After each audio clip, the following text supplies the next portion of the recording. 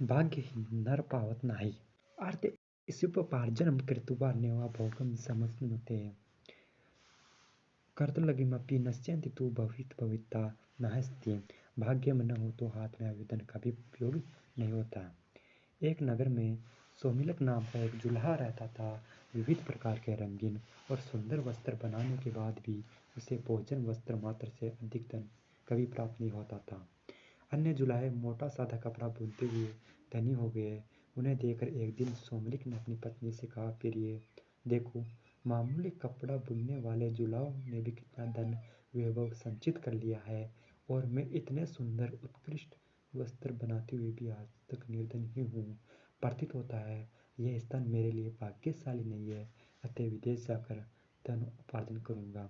सोमलिक पत्नी ने कहा, प्रियतम, विदेश में धनोपार्जन की कल्पना मिथ्या स्वप्न से अधिक नहीं। धन की प्राप्ति होनी हो तो स्वदेश में ही हो जाती है, न होनी हो तो अत्यल्प में आया धन भी नष्ट हो जाता है।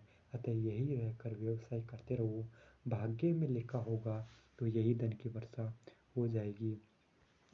सोमिलक भाग्य अभाग्य की बात तो कायर लोग करते हैं। लक्ष्मी औद्योगिक और पुरुषार्थी सिंह नर को प्राप्त होती है। सिंह को भी अपने भोजन के लिए उद्यम करना पड़ता है। मैं भी उद्यम करूंगा, विदेश जाकर धन संचय का यत्न करूंगा। यह कहकर सोमिलक वर्धमानपुर चला गया। वहां 3 वर्षों में अपने कौशल से 300 सोने की मोहरें लेकर वह घर की ओर चल दिया। रास्ता लंबा था। आधे रास्ते में ही दिन ढल गया, शाम हो गई। आसपास कोई घर नहीं था। एक मोटे वृक्ष की शाखा के ऊपर चढ़कर रात बिताई। सोते सोते स्वप्न में आया कि दो भयंकर आकृति के पुरुष आपस में बात कर रहे हैं। एक ने कहा, हे पुरुष, तुझे क्या मालूम नहीं है कि सोमिलक के पास भोजन वस्त्र से अधिक धन नहीं रह सकता, तब तूने इसे 300 मोहरें क्यों दी? दूसरा बोला, हे भाग्य, मैं तो प्रत्येक पुरुषार्थी को एक बार उसका फल दूंगा। उससे उसके पास रहने देना या नहीं रहने देना तेरे अधीन है। स्वप्न के बाद सोमिलक की नींद खुली तो देखा मोरों का पात्र खाली था। इतने कष्टों से संचित धन के इस तरह लुप्त हो जाने से सोमिलक बड़ा दुखी हुआ और सोचने लगा, अपनी पत्नी को कौन सा मुख दिखाऊंगा, मित्र क्या कहेंगे। यह सोचकर वह फिर वर्धमान को ही वापस आ गया। वहाँ रात दिन घोर परिश्रम करके उसने वर्ष भर में ही 500 मोहरें जमा कर ली। उन्हें लेकर वह घर की ओर आ रहा था। आधे रास्ते रात पड़ गई। इस बार वह सोने के लिए ठहरा नहीं, चलता ही गया। किंतु चलते चलते ही उसने फिर दोनों पुरुष और भाग्य को पहले की तरह बातचीत करते सुना। भाग्य ने फिर वही बात कही, हे पुरुष, क्या तुझे मालूम नहीं है कि सोमिलक के पास भोजन वस्त्र से अधिक धन नहीं रह सकता, तब तूने 500 मोहरें क्यों दी? पुरुष ने वही उत्तर दिया, हे भाग्य, मैं तो प्रत्येक व्यवसाय को एक बार उसका फल दूंगा ही, इससे आगे तेरे अधीन है। उसके पास रहने दे या छीन ले। इस बातचीत के बाद सोमिलक ने जब अपनी मोहरे वाली गठरी देखी तो वह मोहरों से खाली थी। इस तरह 2 बार खाली हाथ होकर सोमिलक का मन बहुत दुखी हुआ। उसने सोचा, इस धनहीन जीवन से तो मृत्यु ही अच्छी है। आज इस वृक्ष की टहनी से रस्सी बांधकर उस पर लटक जाता हूँ और यही प्राण दे देता हूँ। गले में फंदा लगा। उसे टहनी से बांधकर जब वह लटकने वाला ही थे कि आकाशवाणी हुई, सोमिलक, ऐसा दुस्साहस मत कर।